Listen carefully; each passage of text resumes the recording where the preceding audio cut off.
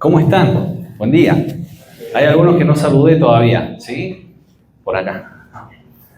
Bueno, ¿qué tal? ¿Cómo le va? Qué gusto verlas. Bueno, nosotros acá en la iglesia estamos estudiando una serie que es una iglesia con propósito, ¿sí? Es cómo tener una iglesia saludable. Y habíamos visto cuáles son los puntos cruciales para tener una iglesia saludable. Ya vimos 2 de esos aspectos, son 5 en total. Y el primero que vimos, ¿cuál fue? ¡Ay, qué difícil!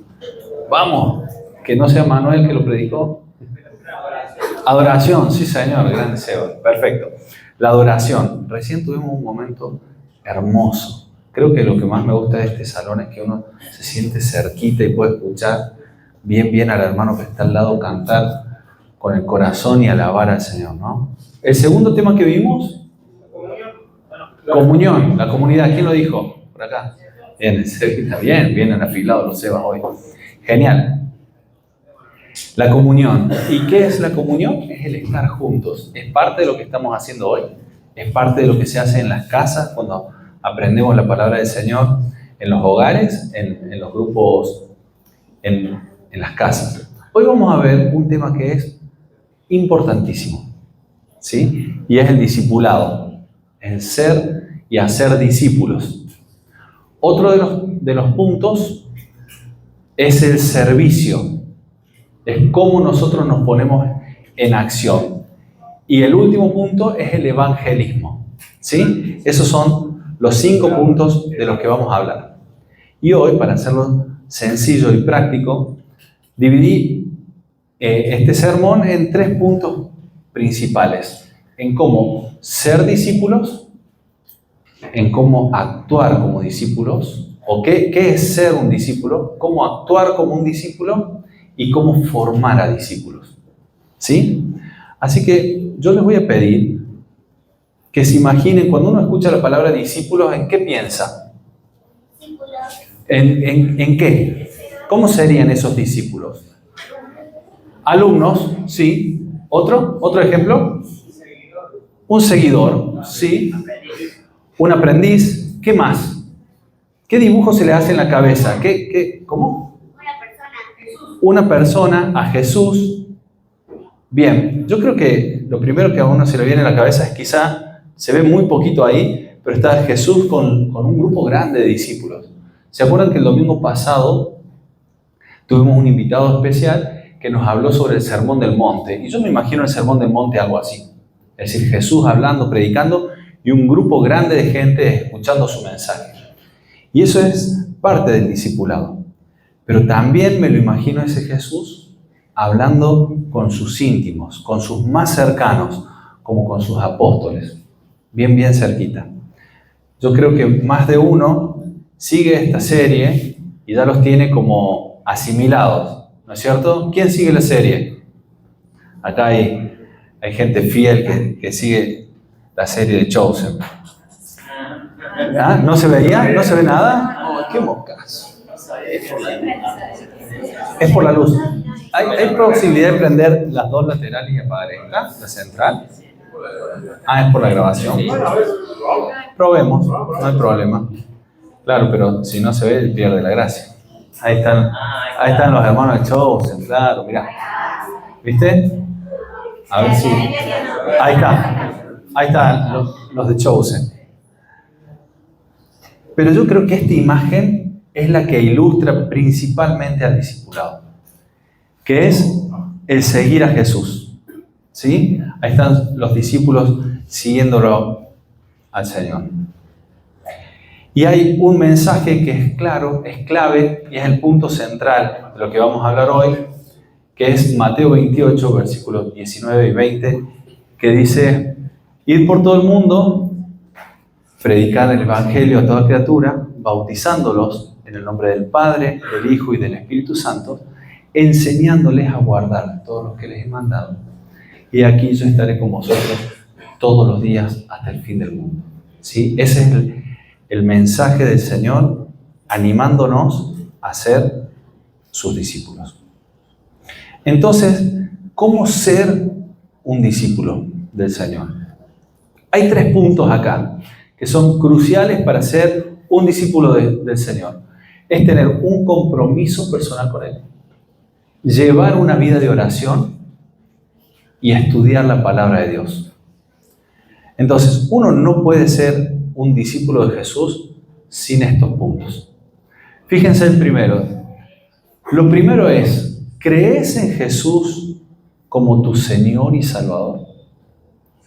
¿Crees que Dios lo levantó de los muertos? Este es el punto crucial. ¿Vos crees?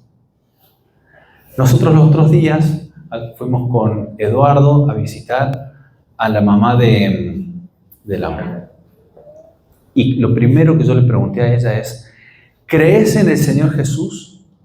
Él estaba en su lecho de muerte.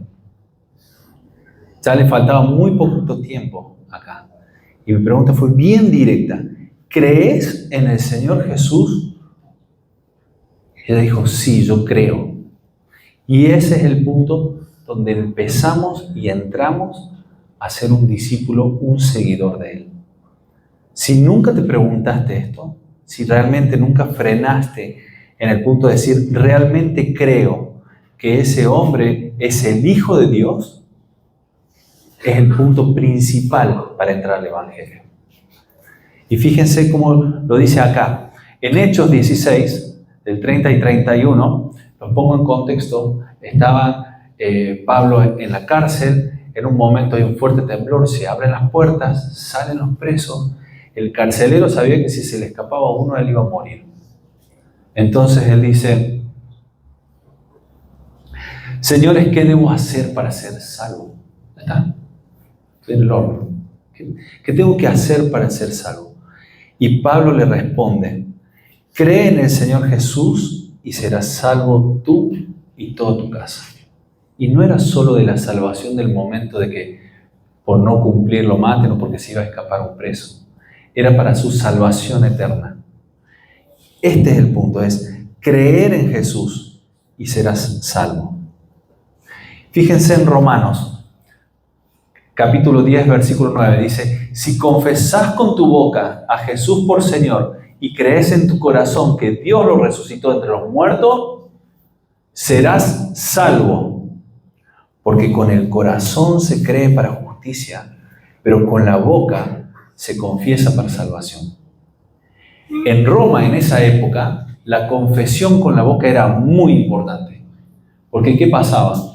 ¿Quién gobernaba en ese entonces todo el imperio conocido? Eran los romanos y era el César.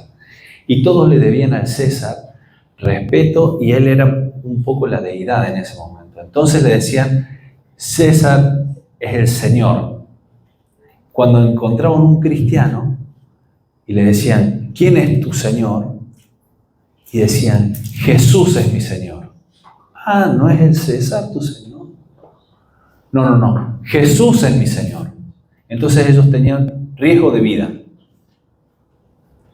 Si nosotros hoy tuviésemos riesgo de vida por proclamar, Jesús es mi Señor, ¿lo harías? Eso es ser un cristiano. Ese es ser un discípulo. El que no está dispuesto a dar todo por el Señor, no es un discípulo del Señor.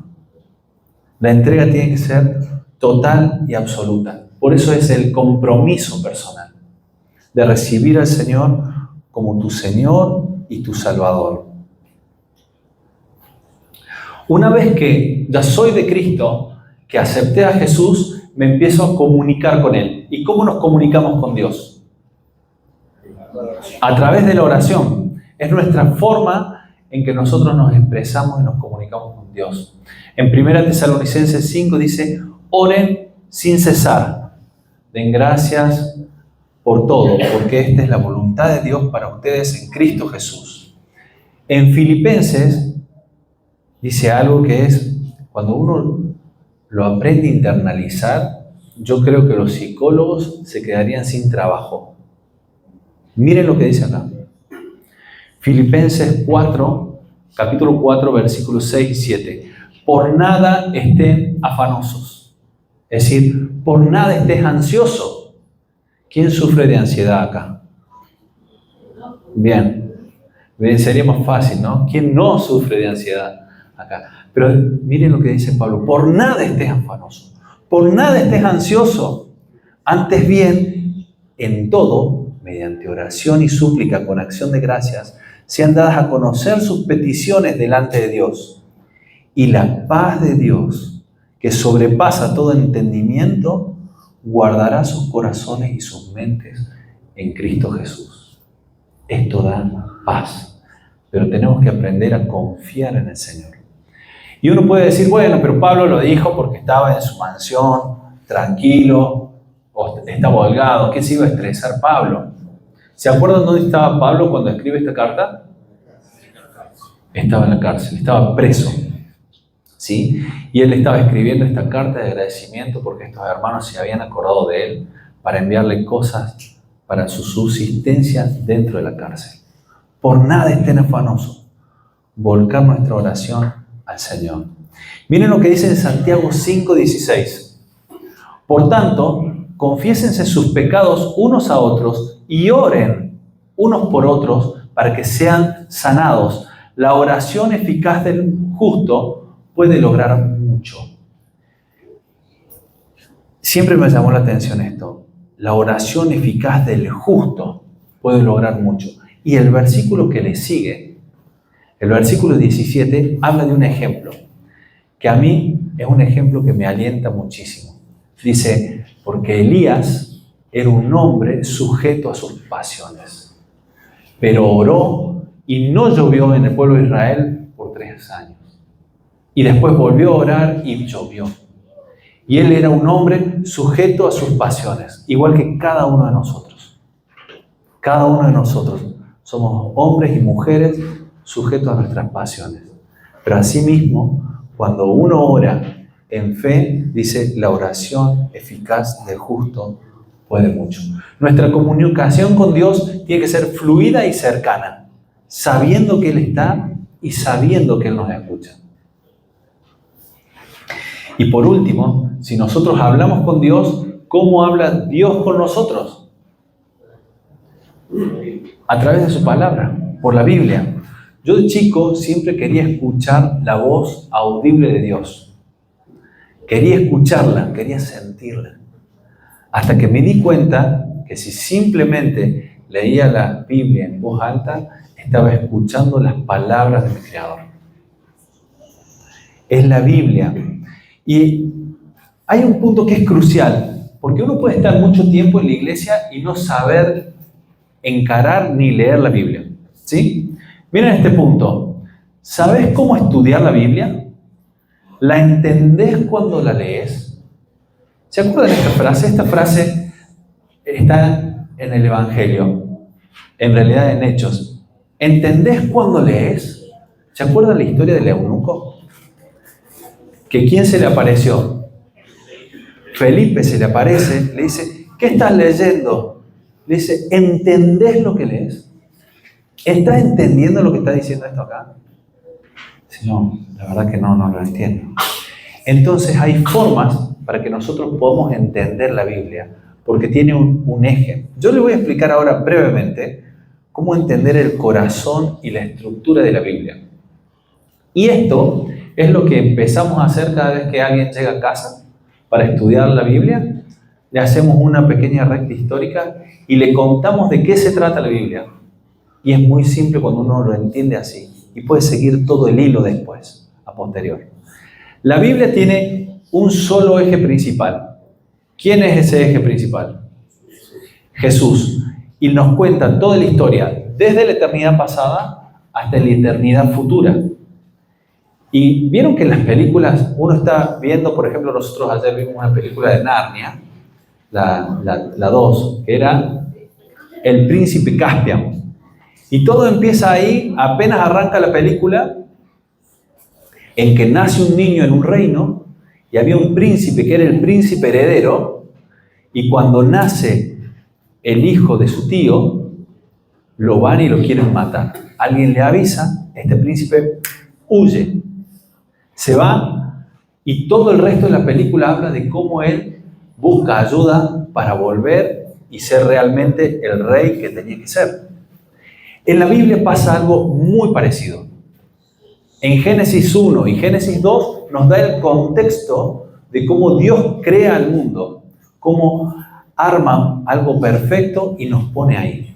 Y en Génesis 3 hace el cambio. Se introduce el pecado y ahí en Génesis 3:15 da la llave de toda la Biblia. ¿Sí? Cuando Dios está maldiciendo a la serpiente, le dice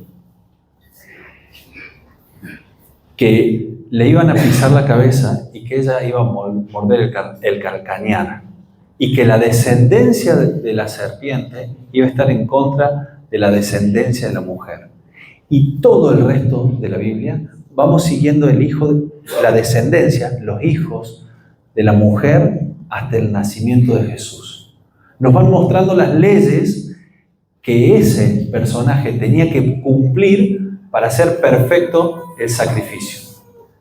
Y después llegamos al Nuevo Testamento, donde vemos la vida y obra de Jesús y entendemos por qué ese sacrificio es perfecto.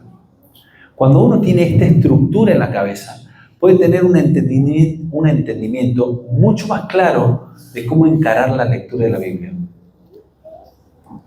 Fíjense en Timoteo, en 2 Timoteo, capítulo 3, versículo 16, toda escritura es inspirada por Dios y útil para enseñar, para reprender, para corregir, para instruir en justicia, a fin de que el hombre de Dios sea perfecto y equipado para toda buena obra.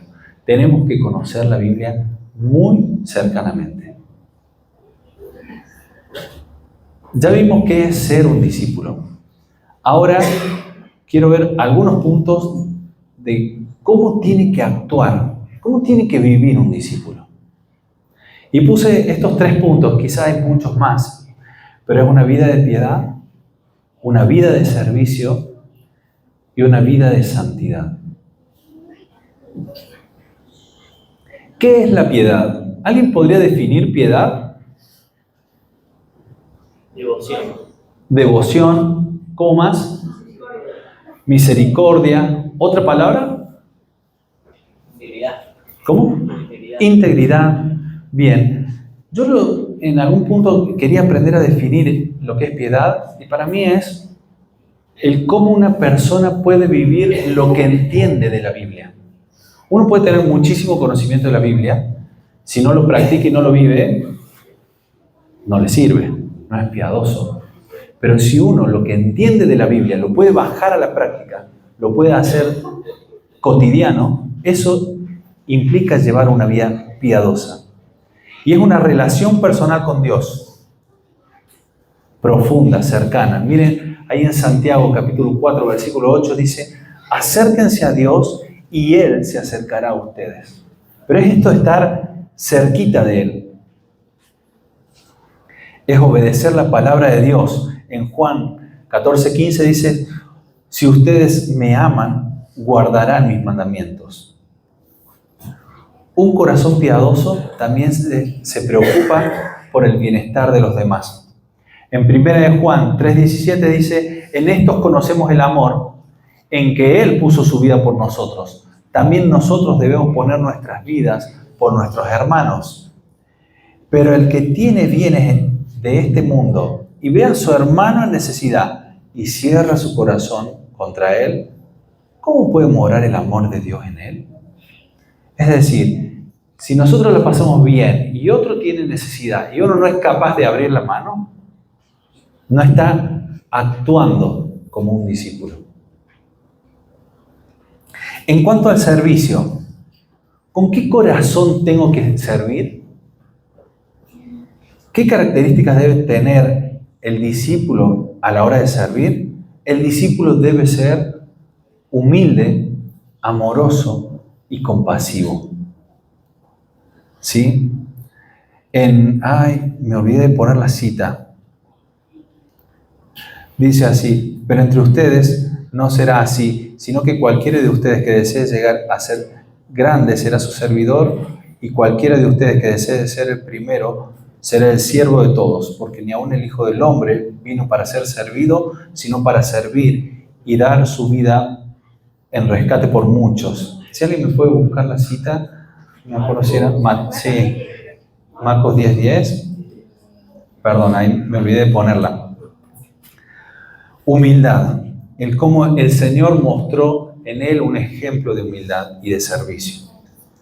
En respecto al amor con el que tenemos que servir, en Gálatas 5:13 dice: porque ustedes, hermanos, a libertad fueron llamados, solo que no usen la libertad como pretexto para la carne, es decir, como un pretexto para pecar, sino sírvanse por amor los unos a los otros. Sírvanse por amor los unos a los otros. Porque toda la ley, en una palabra, se cumple en el precepto: amarás a tu prójimo como a ti mismo. Por último, el compromiso en el servicio. Dice en 1 de Pedro 4:10, según cada uno ha recibido un don especial, úselo sirviéndose unos a los otros como buenos administradores de la multiforme gracia de Dios. Si Dios te dio un don, si Dios te dio un talento, si Dios te dio una capacidad, úsalo para bendecir a otros. Úsalo para afirmar en la fe a otros. Y por último, el vivir en santidad. ¿Es posible vivir en santidad? ¿Quién me puede definir qué es ser santo? ¿Cómo? Libre de pecado. ¿Qué más? Separado, apartado. ¿Cómo? Dedicado a Dios. Perfecto. ¿Algo más? ¿Alguien dijo algo ahí atrás? Apartado. Perfecto. Perfecto. Sí se puede. ¿Y es apartado de qué? Apartado del pecado y separado para Dios. Eso es ser santo. Miren en Hebreos 12, versículo 14, dice así: busquen la paz con todos y la santidad, sin la cual nadie verá al Señor. Ahora, todos nosotros pecamos y la santidad es parte de lo que Dios nos da a través de la justificación por nuestros pecados. ¿Sí? Eso es muy importante, porque no somos santos por lo que hacemos o por nuestra forma de vivir o porque yo intento hacer algo en especial, sino que somos santos porque somos justificados por medio de la fe en la sangre de Jesucristo. En 1 Pedro 1, del 15 al 16 dice: sino que así como aquel que los llamó es santo, así también sean ustedes santos en toda su manera de vivir. Porque escrito está: sean santos porque yo soy santo. Esto es muy importante. Tenemos que buscar la santidad. Y hay un camino que se llama el camino de la santificación progresiva. Es decir, es normal que cada uno de nosotros caiga y peque, pero no es normal para un cristiano vivir en pecado, permanecer en el pecado. Eso no es normal. No debe ser así. Uno tiene que, si caes, ¡pum!, rápido, a levantarse, lavarse la cara, orar, pedir perdón, seguir buscando al Señor. En Colosenses 3, del 12 al 14 dice así: entonces ustedes, como escogidos de Dios, santos y amados, revístanse de tierna compasión, bondad, humildad, mansedumbre y paciencia. Fíjense las características que da de ser un santo, ¿no? Bondad, compasión, bondad, humildad, mansedumbre y paciencia. Soportándose unos a otros y perdonándose unos a otros si alguien tiene queja contra el otro. Como Cristo los perdonó, así también háganlo ustedes. Sobre todas esas cosas, vístanse de amor, que es el vínculo de la unidad. Entonces acá vimos estos tres aspectos de cómo es vivir en santidad. Entonces teníamos la piedad, ¿qué más? El servicio y la santidad. Y el último punto es: si yo ya soy un discípulo, ya sigo al Señor y empiezo a caminar en sus caminos y busco una vida de piedad, de santidad y soy servicial, ¿qué nos toca hacer a los discípulos de Jesús? Formar a otros, formar a discípulos. Y acá puse solo 3 características de cómo sería formar un discípulo, pero estas son bien sencillas, pero bien prácticas. El discípulo, para formar un discípulo uno tiene que enseñar a ese discípulo, al nuevo, corregirlo, y yo tengo que modelar para él. Yo tengo que vivir de una forma correcta, agradable y que modele al otro. ¿Sí? Son dos cosas que uno tiene que hacer, y la tercera es cómo yo tengo que vivir para que el otro mire mi ejemplo y camine sobre ese ejemplo. Entonces, el primer punto es, enseña. Un discipulador tiene que poder explicar las verdades de la palabra de Dios. Yo creo que no hace falta que uno haga un doctorado para enseñar al otro, pero sí hace falta que conozcas bien la verdad que estás enseñando. ¿Sí? Esto es muy importante. Para eso tienes que tener un buen conocimiento de la palabra de Dios. El que enseña ayuda a otros a aprender a leer y a entender la Biblia. Esto es muy, muy importante. Que uno pueda transmitir con claridad las verdades de la palabra del Señor. Puede ser esto en una reunión general como hoy, puede ser en un grupo pequeño o puede ser en el 1 a 1 que nosotros enseñemos. También esto uno lo puede ver en un seminario bíblico o en una institución más grande. Esto también se puede ver así. Pero hay algo que es muy importante, es que cada padre tiene una responsabilidad de discipular a su hijo. Es muy, pero muy importante, porque nosotros estamos enseñando en el día a día y le estamos modelando a ese hijo. Corrige. Esta parte es quizás la menos divertida de lo que uno tiene que hacer, pero está bien hacerlo. ¿Vieron que cuántos de acá son padres? Yo creo que somos varios los padres acá, ¿no? Sí, somos varios. Bien. ¿No les cansa de corregir a los chicos? Eso cansa. Pero uno tiene que, no, hacia así, no. Pero es muy importante, porque vos ahí, ¿qué estás haciendo? Lo estás formando, lo estás enseñando. Y miren hasta dónde tiene que llegar una corrección. En Mateo 18, versículo 15, el Señor Jesús nos deja una instrucción de cómo hacer correctamente una corrección. Cómo enseñar a otro a que cambie su forma de vivir. Dice, si un hermano peca, es decir, yo no lo voy a corregir porque tiene la corbata doblada, porque vino medio desalineado, porque no combina la ropa. Eso no tiene importancia. Pero si un hermano peca, dice, ve y repréndelo a solas. Ahí dice, ve y acúsalo con el pastor. No. ¿Cómo dice? Ve y repréndelo a solas. Si te escucha, has ganado a tu hermano. Ya está, listo. Qué mocazo, no me di cuenta. Tienes razón, esto es pecado. Perdón, Señor, perdóname, hermano, y sigo para adelante. Pero si no te escucha, lleva contigo a uno o a dos más, para que toda palabra sea confirmada por boca de 2 o 3 testigos. Entonces ahí ya sí le puede avisar al pastor. Decir, che, ya hablé con tal, está haciendo esto, mira. Bueno, vamos juntos a hablar. Si esa persona reacciona, se resuelve el problema. Si se rehúsa a escucharlos, dilo a la iglesia, y ya si no escucha toda la iglesia, es como que ya no la ve. No la ve.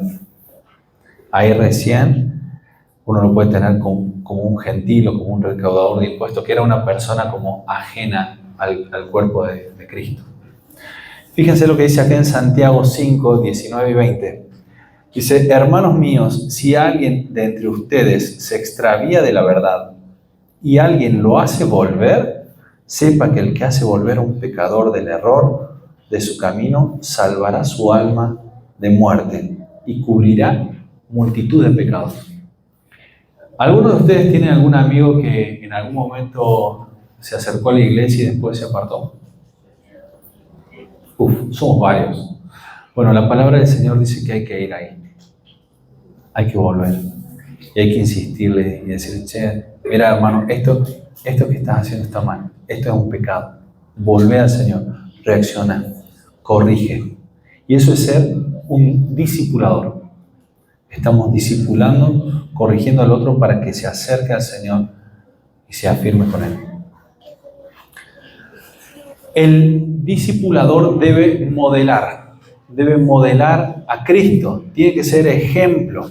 Miren en 1 Timoteo 4:12, dice: no permitas que nadie menosprecie tu juventud, sino sé ejemplo de los creyentes en palabra, en conducta, en amor, en fe y pureza. ¿Sí? Esto Pablo le está diciendo a Timoteo cómo él tenía que modelar a Cristo. En esto de modelar, yo siempre me imaginé como una gran montaña, una montaña grande, donde arriba del todo está Jesús, que es el camino a donde nosotros queremos llegar. Cada uno de nosotros vemos a Jesús y vamos subiendo y vamos intentando acercarnos a Él para parecernos más a Él.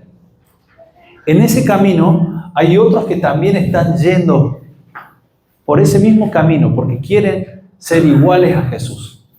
Entonces yo en el camino miro así y ahí está el Edu, va más adelante. Ah, mira cómo modela Cristo en esto. Esta parte del camino me sirve a mí para ser más parecido a Jesús.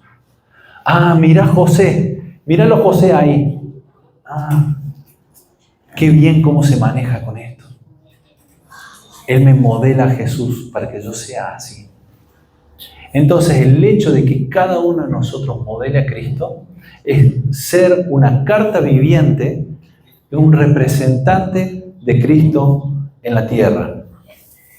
Y acá en Mateo 5, versículo 14 y 15 dice así: ustedes son la luz del mundo. Una ciudad situada sobre un monte no se puede ocultar, ni se enciende una lámpara y se la pone debajo de una vasija, sino sobre el candelero y alumbra a todos los que están en la casa. Y hay un versículo especial. ¿Vos, Ezequiel, te animás a ayudarme con este versículo? Mira, ¿querés decir el versículo vos? Vení. Es Mateo 5, 16. Hagan brillar su luz delante de todos, para que ellos puedan ver las buenas obras de ustedes y alaben a su Padre que está en los cielos. Mateo 5, 16. Muy bien.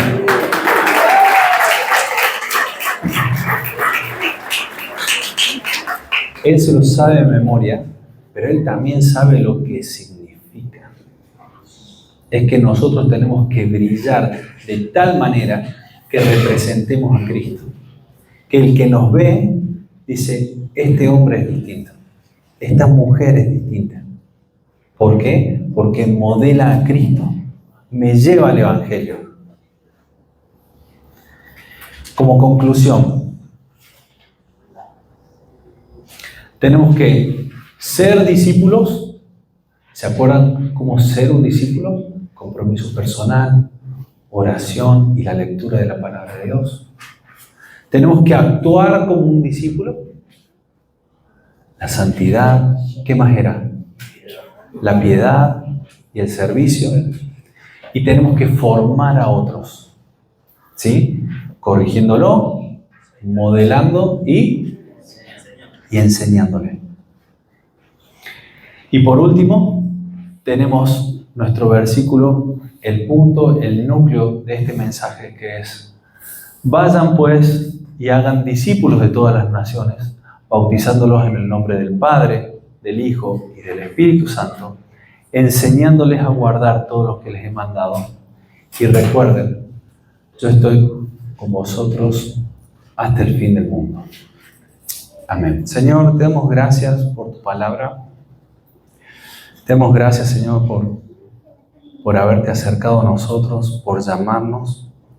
Y te pido, Padre, que nos enseñes y nos ayudes a ser tus discípulos, al caminar como un discípulo, Señor, a vivir como un discípulo, a vivir de tal forma que te represente. Señor, te pido que también nos des la fortaleza para formar a otros, para edificar a otros y así que se extienda tu reino. Te amamos, Señor, te glorificamos y te exaltamos en esta mañana, en el nombre de Jesús.